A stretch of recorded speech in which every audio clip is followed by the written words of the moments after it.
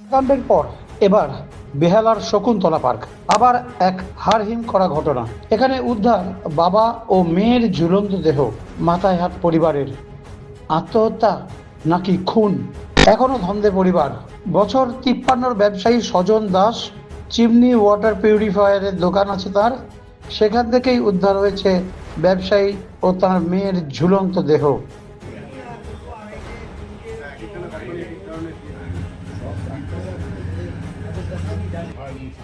এবং তারপরে তার সঙ্গে একজন এবং এই 3 বছর ধরে রেগুলার কিন্তু এই সজলবাবু তিনি তার অফিসে আসতেন এবং এর আগে 2 থেকে 3 বার তার মেয়েকেও এবং বাড়ি থেকে তিনি যখন বেরিয়েছিলেন তার তিনি জানিয়েছিলেন যে মেয়েকে নিয়ে